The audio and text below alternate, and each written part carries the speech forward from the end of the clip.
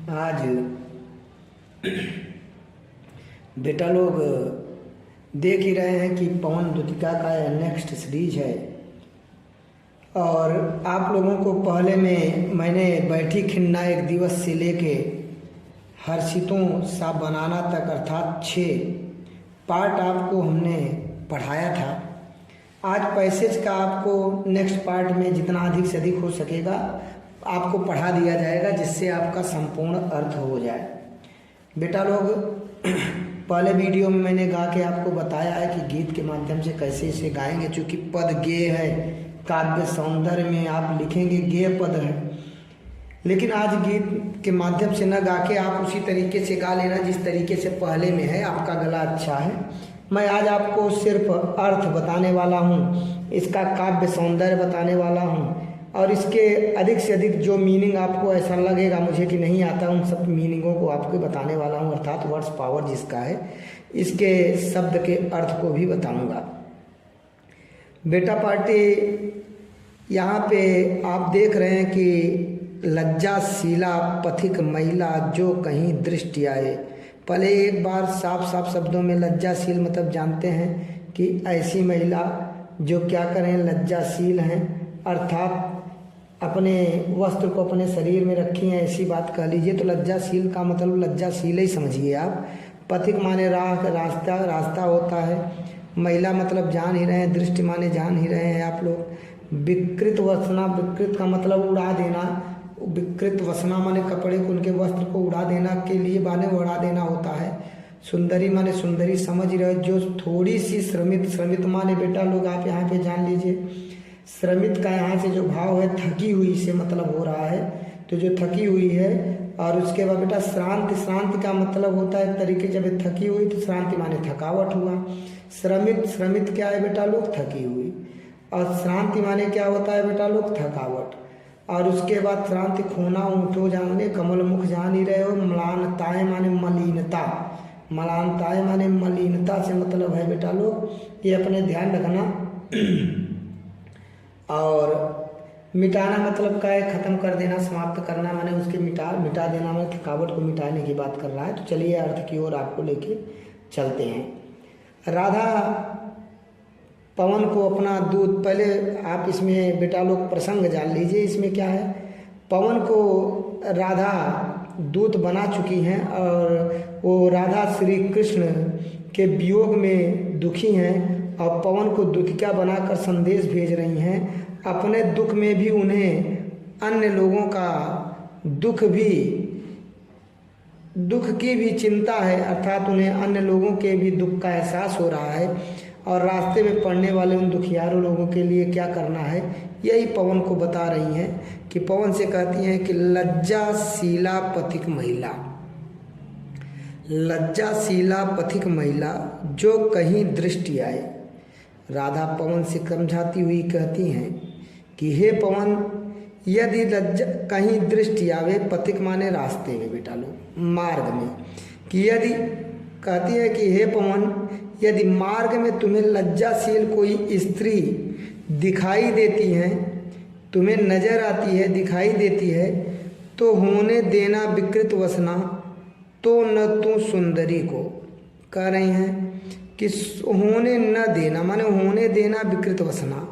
कह रहे हैं उसके वस्त्र को विकृत, उसके वस्त्र को विकृत मत होने देना, ठीक है। तो कह रहे हैं उनके वस्त्र को विकृत मत होने देना, अर्थात उड़ाना मत। अर्थात लज्जाशील स्त्री यदि दिखाई दे तो लज्जाशील स्त्री के वस्त्र को तुम उड़ा मत देना, माने उड़ाना मत, ऐसा या मत उड़ाना, जो भी कह दीजिए। जो थोड़ी भी श्रमित हो, श्रमित वह कह रही, यदि तुम्हें थोड़ी सी भी ऐसा प्रतीत होता है कि वह महिला क्या है, थकी हुई है, तो गोद ले श्रांति खोना, तो उसे अपनी गोद में माने अर्थात अपनी शीतल भरी एक वातावरण माने वायु का ऐसा वातावरण बनाना, शीतल वातावरण अर्थात शीतलता भरी अपनी गोद में लेकर उसकी थकावट को क्या कर देना, उसकी थकावट को दूर कर देना। कह रहा है होठों की और कमल मुख की। क्या कह रहा है कि कमल जैसे मुख की मलिनताओं को मिटा देना और अपनी शीतलता से कर उनकी ओंठों, ओंठ मतलब समझ रहे हो ना बेटा लोग, होठों तथा कमल जैसे मुख, कमल मुख, कमल जैसे मुख की बात कर रहा है। कमल मुख, चूंकि यहाँ पे एक डैश लगा दिया है तो यहाँ पे आप उपमा अलंकार देख ही रहे हो। तो यहाँ पे कमल जैसे मुख की म्लानताएं माने मलिनता को अपनी शीतलता से क्या करना, दूर कर देना। इस तरीके से बेटा ये आपका ये वाले पैसेज का अर्थ हुआ। इस पैसेज के अर्थ के साथ साथ एक अर्थ और समझ लें, फिर आपको काव्य सौंदर्य बताते हैं बेटा लोग, ठीक है। ध्यान देंगे बेटा लोग, और आशा करते हैं कि आपको ये नज़र भी आ रहा होगा। थोड़ा सा मैं ऐसे स्थान पे बैठ के आपको बता रहा हूँ कि कोशिश यही रहे कि आवाज़ किसी की ना आए आपके पास। आगे देखेंगे फिर क्या कह रही हैं आगे बेटा, क्लांता, कोई क्लांता। क्लांता का मतलब होता है बेटा लोग, क्या होता है, थकी हुई। श्रमित का मतलब भी थकी हुई, क्लांता का मतलब भी थकी हुई। कह रहे हैं कि थकी हुई, इतना जानिए आप। भूतांगना यहाँ पे एक दिया है, भूतांगना माने स्त्री, इसलिए बता रहा हूँ कि यहाँ थका हुआ न कह के थकी हुई कह रहा हूँ, क्योंकि भूतांगना माने स्त्री की बात हो रहा है बेटा लोग। तो भूतांगना माने क्या होता है, स्त्री। आप लोग एक बात जानते रहें, लेकिन अभी हम लोग भूतांगना माने स्त्री होता है। अभी मान लो घर पे अगल बगल अगर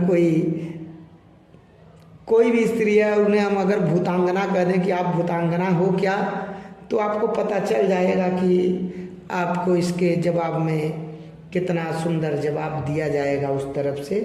और बोलते वक्त आप लोग एक बात ध्यान रखना कि भूतांगना का अर्थ स्त्री होता है, ये आप जानते हैं। वो स्त्री नहीं जानती है कि भूतांगना का मतलब क्या होता है, क्योंकि उन्हें भूतांगना का मतलब कुछ और ही समझ में आ जाएगा। फिलहाल आप लोग ऐसा इच्छा हो तो एक आध बार करके देखो कि पढ़े लिखे हैं कि नहीं हैं, और आपको पता चल जाएगा कि आप कितने पढ़े लिखे हो और कितना ज्ञान है, क्योंकि वो तुरंत आपको बहुत सुंदर सुंदर पढ़े लिखे शब्दों में आपको अपने उच्चारण के माध्यम से आपके हृदय को बिल्कुल एकदम इतना अनुभव कराएंगी कि ये महसूस होगा कि अब इससे ज़्यादा आपको कहीं प्रेम मिल नहीं सकता जितना मिलने वाला होगा। तो भूतांगना स्त्री को अगर कोई है तो आप कह के इसके पढ़ने के बाद बताइए कि आप भूतांगना जैसी दिखती हैं, बस बात खत्म। उसके बाद आपको आगे रिएक्शन मिलेगा। फिलहाल हम लोग अपने टॉपिक पर चलते हैं बेटा लोग। यहाँ पे कह रहे हैं कि कोई क्लांता कृषक, क्या कह रहे हैं, मेरे पास जहाँ बैठा हूँ कोई कलम नहीं है इसलिए फिंगर से आपको दिखाना पड़ रहा है। कोई क्लांता कृषक ललना खेत में जो दिखा दे। क्या कह रहे हैं बेटा, कोई क्लांता कृषक ललना। कहती हैं राधिका पवन से, कहती हैं कि यह पवन, यदि रास्ते में कोई थकी हुई कृषक ललना खेत में, अर्थात कृषक स्त्री, यहाँ पे ललना का मतलब स्त्री है, इसे समझिए बेटा लोग, कि यदि कोई थकी हुई किसान स्त्री दिखाई दे तो धीरे धीरे परस उसकी क्लांतियों को मिटाना।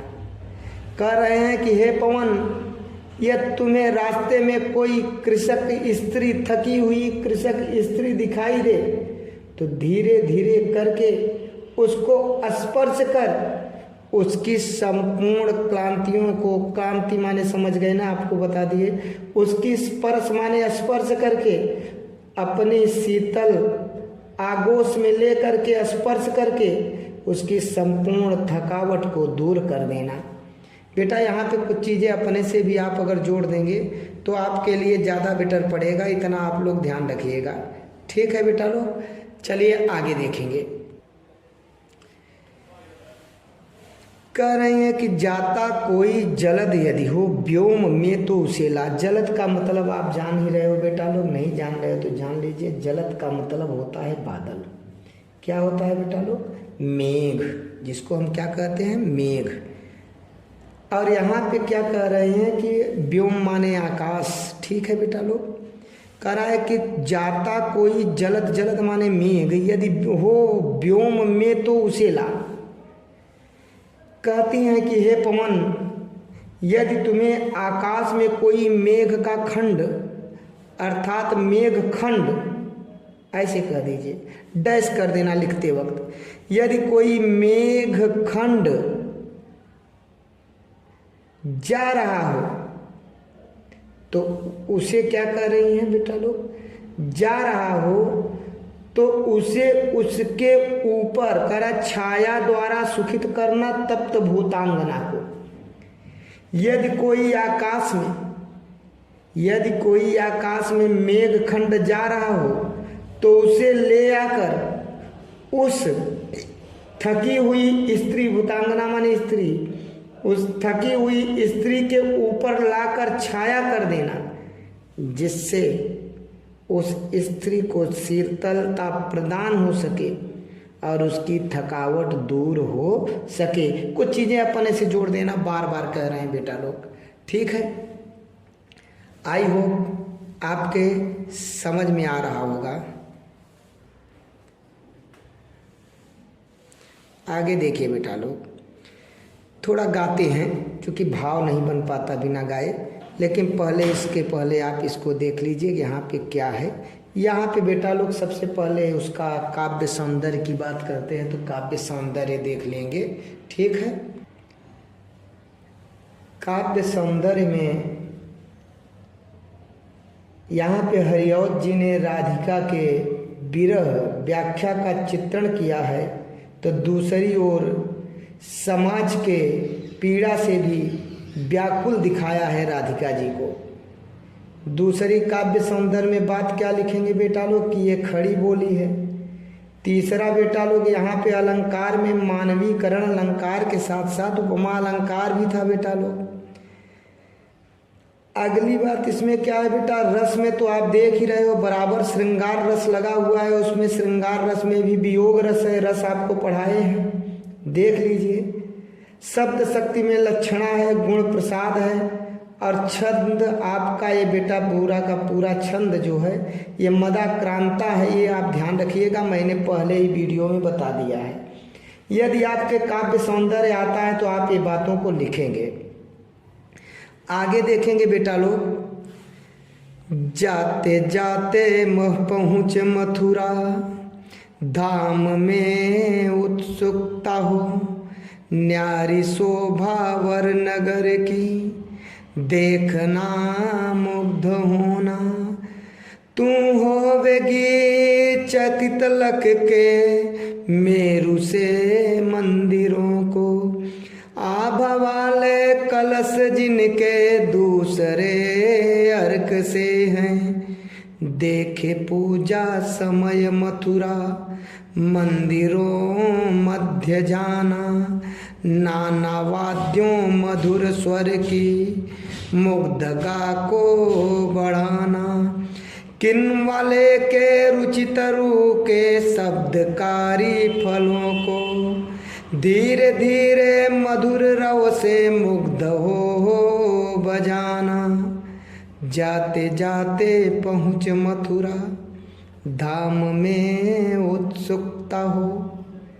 राधिका प्रसंग क्या है कि राधिका पवन को अर्थात पवन दूतिका को समझा रही हैं कि जब तुम मथुरा पहुँचे तो वहाँ के पवित्र मंदिरों की भव्य शोभा को देखना मत भूल जाना। मथुरा धाम के जो बड़ा ही सौंदर्यशाली दृश्य होगा उनको देखना तुम बिल्कुल मत भूल जाना, बल्कि कह रही हैं कि जब मंदिरों में पूजा हो तो वहाँ भी तुम अवश्य जाना। दूसरी बात, ये तो आपका बेटा लोग क्या था, प्रसंग था। बेटा लोग संदर्भ आपको पहले ही बता दिए थे वीडियो में, इसमें भी एक बार संदर्भ बता रहे हैं। संदर्भ सभी के लिए एक ही होता है। आप लिखेंगे प्रस्तुत पद्य पंक्तियां द्विवेदी युग के प्रसिद्ध कवि किसका है बेटा लोग? अयोध्या सिंह उपाध्याय। क्या नाम है इनका? आप देखेंगे किताब के ऊपर आपके यहाँ पे दक्षिण साइड में लिखा है अयोध्या सिंह उपाध्याय, जिनको अयोध्या सिंह उपाध्याय हरिओध द्वारा विरचित महाकाव्य प्रिय प्रवास से हमारी पाठ्य पुस्तक काव्यांजलि नाम है इसका, काव्यांजलि में संकलित है और पवन द्वितिका काव्यांश से उद्धृत है या लिया गया है। पवन द्वितीया काव्यांश से लिया गया है। ये आपका बेटा लोग क्या है जो बोल रहा हूँ आप फिर से सुन लीजिए, उसको संदर्भ में सबके लिए जितना पवन द्वितीया पढ़ा रहे हैं। संदर्भ में क्या लिखेंगे? प्रस्तुत पद्य पंक्तियां द्विवेदी युग के प्रसिद्ध कवि अयोध्या सिंह उपाध्याय हरिऔध के द्वारा विरचित महाकाव्य प्रिय प्रवास से हमारी पाठ्य पुस्तक काव्यांजलि में संकलित पवन द्वितिका नामक काव्यांश से लिया गया है। ये सबके लिए लिखेंगे। चलिए यहाँ पे आपको प्रसंग बता दिए, इसके अर्थ को समझिए आप। अर्थ में क्या है बेटा? सबसे पहले करा जाते जाते पहुँच मथुरा धाम में उत्सुकता हो। वो बता रही हैं राधिका पवन से कि ये पवन द्वितिका को समझाती हुई कहती हैं तेरे मार्ग में मथुरा नगरी भी पड़ेगी, न्यारी शोभा वर नगर की देखना मुग्ध होना। यहाँ वर का मतलब बेटा लोग श्रेष्ठ से मतलब है, श्रेष्ठ नगर बात कर लीजिए ना। कह रहे हैं कि जब तुम जाओगे तो रास्ते में तुम्हें मथुरा धाम में उत्सुकता हो, अर्थात मथुरा नगरी पहुँचे मिलेगी और मथुरा नगरी की मुग्ध शोभा आई मीन वहाँ की जो शोभा है उस शोभा को देखना, उस न्यारी शोभा को तुम क्या करना? देखना, और देखकर उत्सुकता तुम्हें होगी, प्रसन्नता होगी और उसे देखना तुम मत भूलना। फिर क्या कहती है? तू होवेगी चकित लख के, लख माने देख बेटा, चकित माने आश्चर्यचकित होता है जिसकी बात कहते हैं, उत्सुकता की बात कहते हैं। कह रहे हैं कि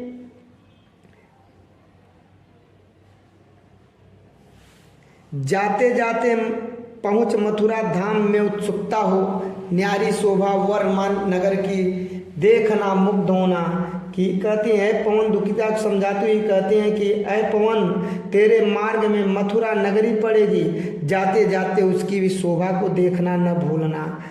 जब तुम मथुरा नगरी में पहुंच जाएगी तब वहाँ की भव्यता जो होगी, वहाँ की न्यारी शोभा जो होगी वो तुम्हें क्या करेगी? तुम्हें उत्सुक बना देगी। क्या बना देगी? उत्सुकता माने उत्सुक बना देगी, अर्थात तुम्हें उसके विषय में जानकार माने जानकारी करने के लिए उत्सुकता पैदा कर देगी। इस तरीके का तुम्हें मथुरा धाम मिलेगा। तू होएगी चकित लख के। फिर क्या कहते हैं आगे?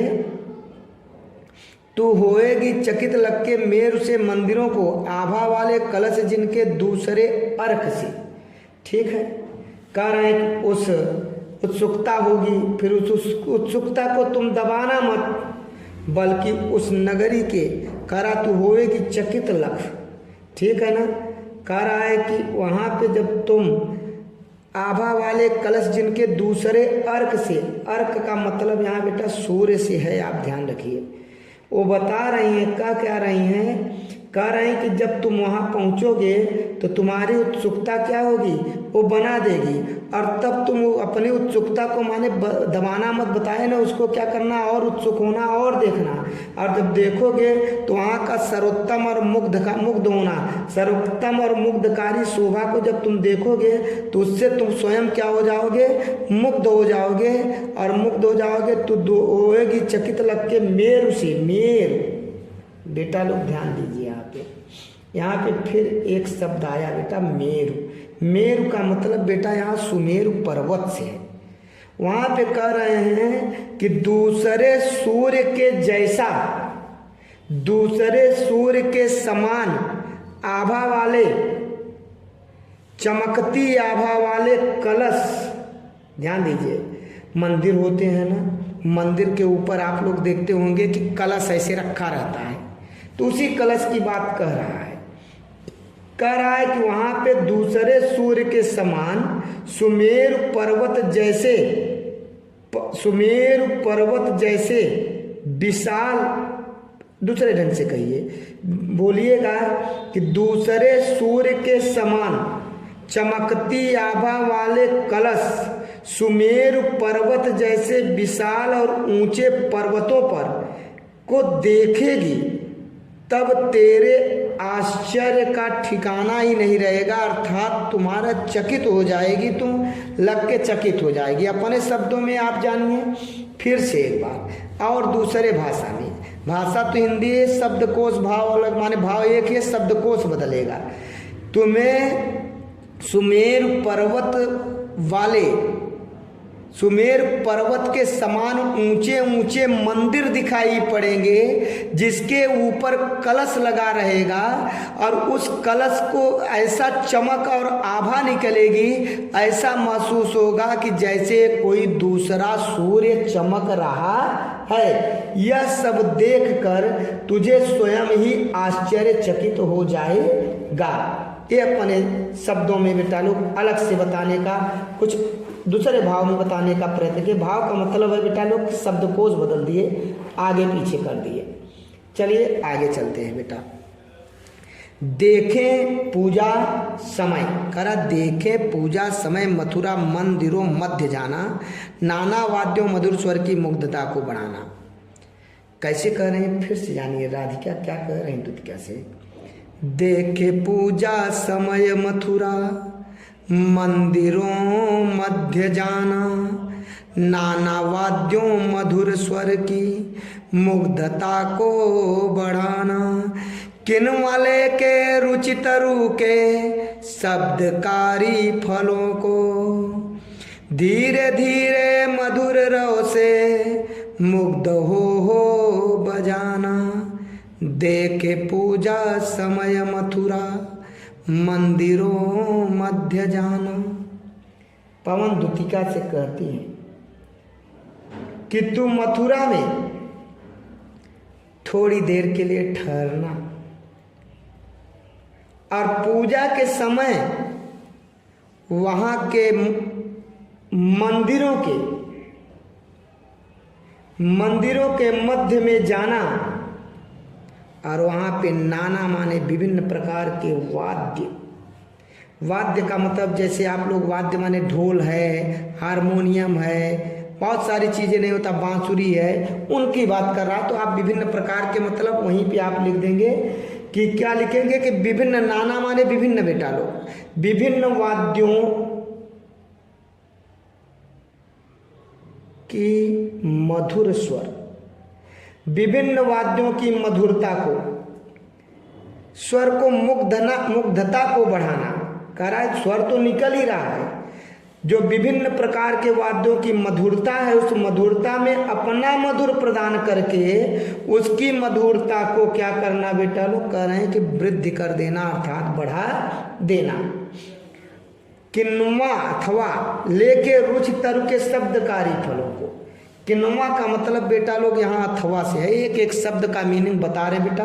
जिस बच्चे की मीनिंग याद रहेगी वो निश्चित ही इसके अर्थ को बहुत अच्छे ढंग से लिख लेगा, और संदर्भ लिख लेगा, प्रसंग भी लिख लेगा, और काव्य सौंदर्य को भी लिख लेगा। यदि जिस बच्चे का ये अच्छे से तैयार है, उस बच्चे की बात कर रहे हैं, इसीलिए बहुत अस्थायी रूप से पढ़ा रहे हैं बेटा लोग। कह रहे हैं किन्वा लेके रुचि तरु के शब्दकारी फलों को धीरे धीरे मधुर रव से मुग्ध हो बजाना, अथवा तो वहां के मंदिर परिसर में, मंदिर का परिसर है बेटा लोग, मंदिर परिसर में जो विविध प्रकार के तरु हैं, तरु का मतलब क्या है, वृक्ष, अर्थात उसमें से जो तरु है वृक्ष है, उन वृक्ष में रुचि तरु, अर्थात अपनी पसंद के वृक्षों का चयन कर लेना, और चयन करके उसके फल, फूल, पत्ती सबकी बात करना, फलों को मतलब सबको बात करना। फल फूल पत्ती अथवा तने से शब्द रूपी फल को ग्रहण करके धीरे धीरे मधुर रव से मुग्ध को हो बजाना। फिर धीरे धीरे करके मधुर ध्वनि के साथ मुग्ध होकर प्रसन्न होकर, करा मुग्ध हो बजाना, मुग्ध होकर अति प्रसन्न होकर तुम भी उसे क्या करना, अपना राग प्रदान करना, अर्थात स्वयं उनके साथ मिलकर बजाना। आई होप बेटा लोग समझ में आया होगा। फिर से बेटा लोग एक बार, यहाँ पे आपका काव्य सौंदर्य क्या है। यहाँ पे मथुरा के, पहला तो काव्य सौंदर्य बेटा लोग टॉपिक वही रहता है जो इसका अर्थ होता है, ये विशेष बात होती है जो इसमें मथुरा के मंदिर की विशालता और भव्यता का ध्यान आकर्षित करा रही है राधिका। साथ ही साथ इस बात का भी ध्यान दिया गया है कि जो वहाँ का मंदिर है वहाँ पे संगीतमय गीत संगीत होता है, उसमें जाके अपने नाना प्रकार के वाद्य यंत्र होते हैं। काव्य सौंदर्य में आप अपनी बातें रख सकते हैं। काव्य सौंदर्य का मतलब ये भी होता है जो मैं बता रहा हूँ, ठीक है बेटा लोग। और कह रहे हैं कि उसमें संगीत नाना प्रकार के बजेंगे, तो उसमें आप पवन हो तो अपना भी आप क्या करना, राग प्रदान कर देना, जिससे आप के राग से वहाँ का राग और मुग्धकारी हो जाएगा और जिससे वहाँ की शोभा, मंदिर की शोभा और अत्यधिक मात्रा में बढ़ जाएगी, वहाँ का संगीत और बढ़ जाएगा। साथ ही साथ बेटा लोग यहाँ पे भाषा कौन है, खड़ी बोली आप जानते ही हैं, और आप लोग गुण प्रसाद है जानते ही हैं। यहाँ पे रस, जब मंदिर वंदिर की बात आ जाए, पूजा पाठ की बात आ जाए, तो बेटा जान लीजिए पूजा पाठ में रस जो होता है वो शांत रस ही होता है, इसको आप ध्यान रखिएगा। और फिर उसके बाद आप बार बार यहाँ पे कह रहे हैं कि यहाँ पे आप देख रहे हैं कि दूसरे अर्थ माने सूर्य जैसे कलश आभा वाले, ऐसा अर्थात यहाँ पे सीधा सीधा उपमा अलंकार की बात किया गया है। अगर आप देखेंगे यहाँ पे तो कहीं कहीं आपको ऐसे भी मिल रहा है बेटा लोग, जो कि आपका रस में तो बहुत सारे रस हैं, अनुप्रास भी रस अलंकार मिल रहा है, माने अनुप्रास अलंकार उपमा अलंकार दोनों मिल रहा है, शांत रस मिल रहा है। आगे चलिए आप लोग देखिए बेटा लोग क्या कह रहा है। आगे शब्दों में हमको लगता है इतने का आपको आराम से आ गया, कोई दिक्कत नहीं है। अब आपको लेके चलते हैं आगे। राधिका आगे में क्या हो रहा है, वो अपने प्राण प्यारे श्री कृष्ण की पहचान बता रही हैं पवन को कि जब आप मथुरा में जाओगे तो हमारे प्रियतम श्री कृष्ण को तुम कैसे पहचानोगी। उनकी पहचान राधिका बताती हैं, क्या कहती हैं सुनिए आप लोग। तू देखेगी जलद तन को, जा वहीं तक दताओ, होंगे लोने नयन उनके, ज्योति उत्कीर्णकारी, मुद्रा होगी वर बदन की, मूर्ति सी सौम्यता की, सीधे साधे वचन उनके, सिक्त होंगे सुधा से, नीले फूले कमल दल सी, ज्ञात सी श्यामता है, पीला प्यारा वसन कट में पहनते हैं फबीला, छूटी काली अलक मुख की कांति को है बढ़ाती, सत वस्त्रों में नवल तन की फूटती सी प्रभा है। देख रहे हैं राधिका पवन दुतिका को अपने प्रियतम श्री कृष्ण, अपने प्राण प्यारे श्री कृष्ण की पहचान बता रही हैं। क्या कह रही हैं जानिए बेटा लोग। जलद तन, तू देखेगी जलद तन, अर्थात बादल के समान तन वाले को, अर्थात श्री कृष्ण को। बात यहाँ पे बेटा लोग आप जानिए समास है। इसमें यही कह रहा है, बादल के समान वाले तन वाले, बादल के समान तन वाले अर्थात श्री कृष्ण। यहाँ जलद तन का अर्थ ही है श्री कृष्ण, या आप पूरा बात रखेंगे कि बादल के समान तन वाले अर्थात श्री कृष्ण, ऐसा भी लिख देंगे तो चलेगा। फिर क्या कह रहे हैं, वहीं तक धता हो। तो अर्थ सुनेंगे बेटा लोग।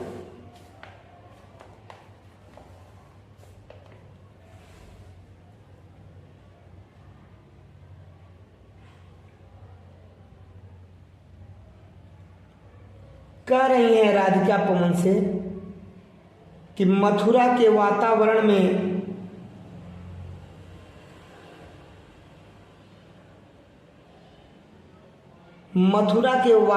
श्री कृष्ण वहां गए हुए हैं बेटा लोग, तो कुछ चीजें आप अपने से भी कह दीजिए। तो देखेगी जल तन को वहीं तक धता होंगे, लोने नयन उनके ज्योति उत्कीर्णकारी। कह रहे हैं कि हे पवन, मथुरा के वातावरण में स्वयं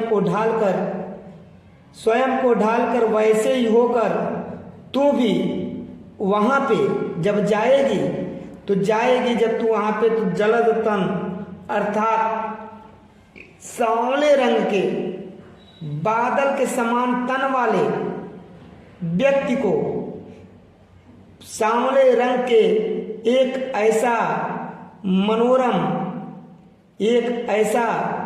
मनोहारी और नीले कमल कह रहे होंगे, जलद तन को होंगे लोने नयन जिसके।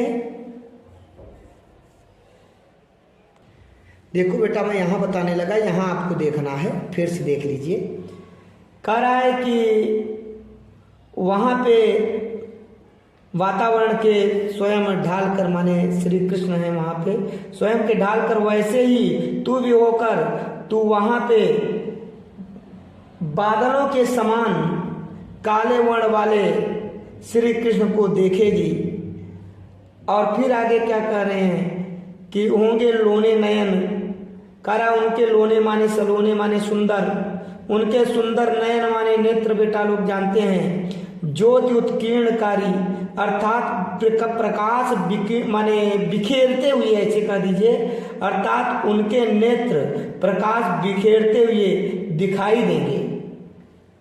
मुद्रा होगी वरवदन की मूर्ति सी सौम्यता, कह रहे हैं उनके श्रेष्ठ मुख की जो भाव भंगिमा होगी बेटा लोग, सीधे साधे वचन उनके सिक्त सुधा से, मुद्रा होगी वदन की मूर्ति सी सौम्यता, उनके श्रेष्ठ मुख के भाव भंगिमाएं तुझे किसी भव्य मूर्त, सौम्यता मूर्त की बात कर रहे हैं बेटा, बदन माने शरीर की बात कर रहे हैं।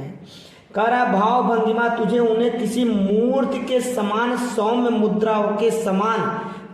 मुद्रा वाला दिखाई देगी।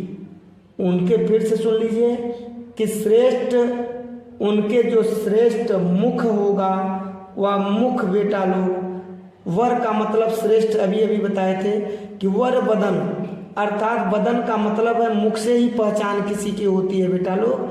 तो वही कह रहा है उनके श्रेष्ठ मुख के भाव भंगिमाओं से तुझे किसी मूर्ति, तुम्हें किसी भव्य मूर्ति की सौम्यता के मुद्रा भी दिया है बेटा लोग, मुद्रा के समान दिखाई देगी।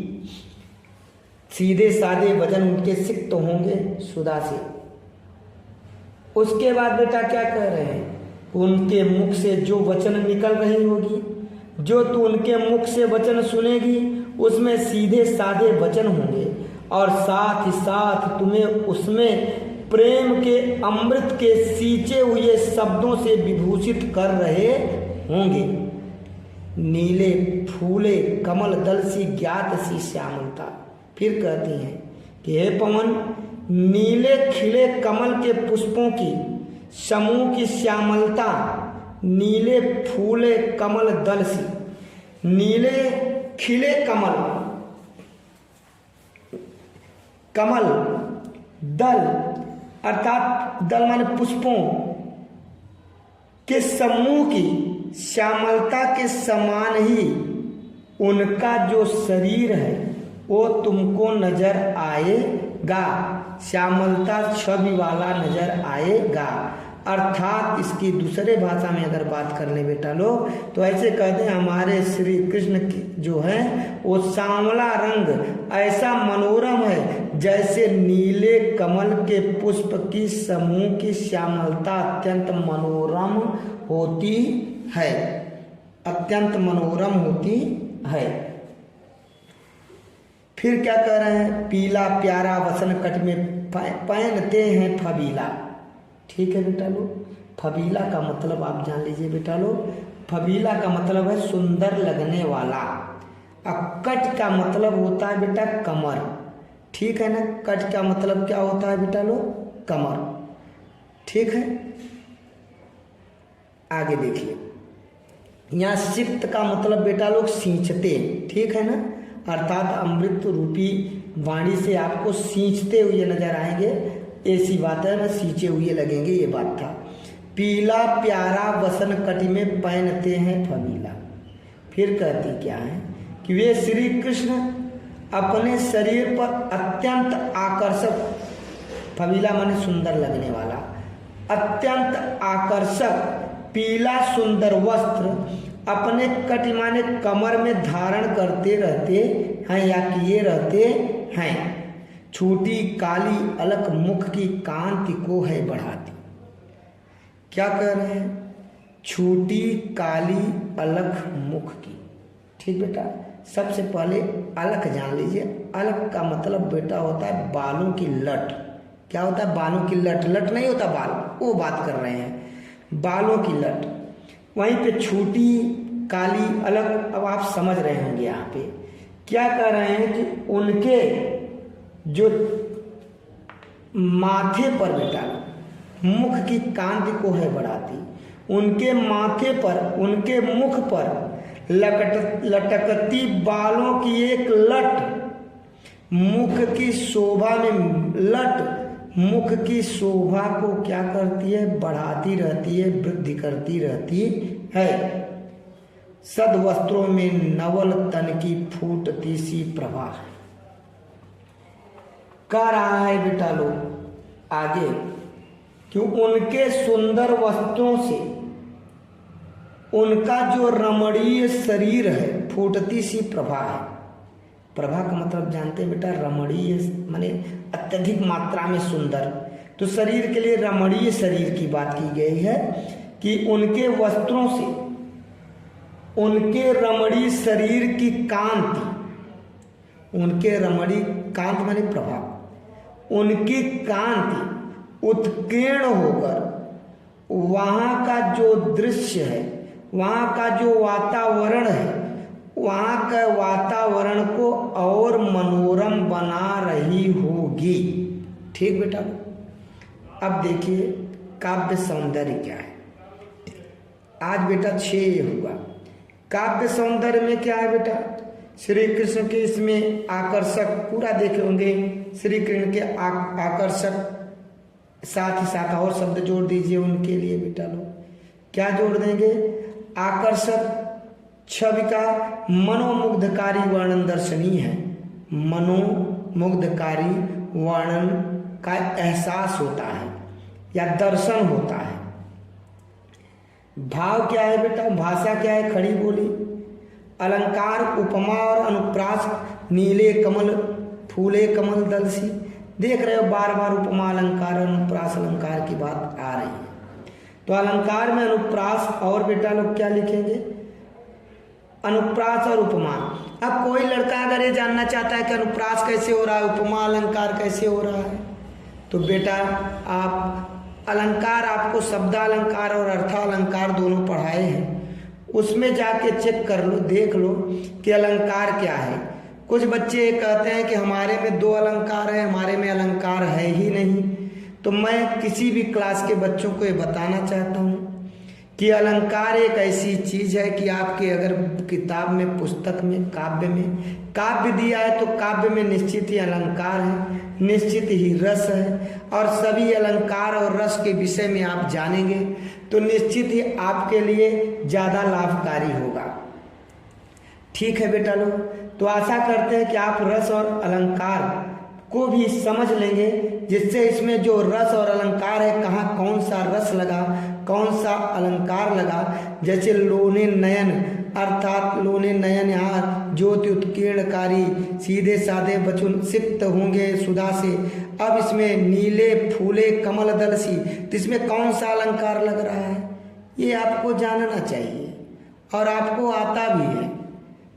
और नहीं आता है तो देख लेंगे तो निश्चित ही मुझे बताने की ज़रूरत ना पड़ेगी बेटा कि कौन सी अलंकार है, क्योंकि उसमें भली भांति समझा दिया गया है। और आप रस और अलंकार को अपने जीवन में ही उतार लेंगे, क्योंकि कोई भी चीज़ें होती है तो बिना रस और अलंकार के किसी चीज़ की शोभा या भाव नहीं जगते हैं। बेटा पार्टी इस तरीके से आपने देखा कि 6 पार्ट कल बताए थे, 6 पार्ट आपको आज बताए हैं, और आप लोग इस पार्ट को समझें, इनके अर्थ को भी लिखें, इनके प्रसंग को भी लिखें, इनके सौंदर्य काव्य सौंदर्य को भी लिखें। अगर काव्य सौंदर्य आपके कोर्स में नहीं है तो भी लिखें, क्योंकि आपका उससे क्या होगा, मन का विकास, दिमाग का विकास, मस्तिष्क का विकास होगा, और आपकी सोचने समझने की शक्ति का विकास होगा, और आपको अपने से स्वयं पढ़ने का विकास होगा कि किस तरीके से, और साथ ही साथ आपके हृदय मन में भी ये सब बैठ जाएगा और आप लाइफ में भूलेंगे नहीं। अब बेटा लोग इस तरीके से आपके बोर्ड एग्जाम के दृष्टिकोण से ये पढ़ाया जा रहा है। 10 और 12 का पढ़ाया जा रहा है, 10 का भी वीडियो डाला गया है। और इसके बाद एक चैप्टर और है, मनु और तदनंतर बैठी आज कुटज के आगे, वो भरत उरत वाला मैंने कैकेयी का है, वो भी आपका डाल दिया जाएगा आपके एग्जाम के पहले, और भली भांति समझा दिया जाएगा। तो इस तरीके से राधिका का ये पवन द्युतिका नामक जो ये चैप्टर है, इसका 6-6-12 आपको पद्यांश पढ़ा दिया गया है, और कुल इसमें लगभग बेटा लोग काफ़ी मात्रा में हमने देखा है 26 है, अर्थात इसको 4 पार्ट में 5 पार्ट में आपको पढ़ा दिया। 4 पार्ट में पढ़ा रहे हैं, 5वां माने 4 में चौथे में पूरा डाल देंगे 8, अभी तो 6 ही देखिए। और बेटा लोग एक बात और कहना चाहते हैं कि यदि बेटा आपको वीडियो पसंद आ रही है तो लाइक करिए, सब्सक्राइब करिए, अपने मित्रों को भी भेजिए, वो भी इसको पढ़ें, और उनसे भी कहिए कि वो सब्सक्राइब कर दें, जिससे चैनल का बेटा लोग ग्रोथ हो सके। क्योंकि गुरु के पास कोई और होता नहीं, गुरु के पास सिर्फ शिष्य होते हैं जो गुरु को जिता देते हैं और गुरु को हरा सकते हैं। गुरु जीतता है तो शिष्य से, हारता है तो शिष्य से, क्योंकि और दूजा कोई हरा ही नहीं सकता। चाहे आप कहीं भी देख लीजिए, जहाँ भी गुरु और शिष्य एक दूसरे का सपोर्ट करते हैं, अर्थात एक दूसरे का ख्याल रखते हैं, तो निश्चित ही गुरु की भी ख्याति बढ़ती है, और शिष्य की ख्याति बढ़ेगी तभी गुरु का बढ़ेगा। अर्थात गुरु का जो मान सम्मान है उस शिष्य के ही मान सम्मान पर भी डिपेंड करता है कि हमारा शिष्य हमारा कितना मान सम्मान करता है, और साथ ही साथ कितना मेरे लिए, अपने माता पिता के लिए, अपने जीवन के लिए वो आगे बढ़कर गुरु का नाम रोशन करता है। क्योंकि आपका मान सम्मान जब बढ़ेगा तो गुरु भी गर्व से कहता है कि ये मेरा शिष्य है, और अगर शिष्य कह देता है कि ये हमारे गुरु हैं तो वास्तव में गुरु को इससे बड़ी गुरु दक्षिणा की आवश्यकता नहीं पड़ती है। फिलहाल आप लोगों से आशा करते हैं कि चैनल को आगे बढ़ाने में मदद करेंगे। धन्यवाद।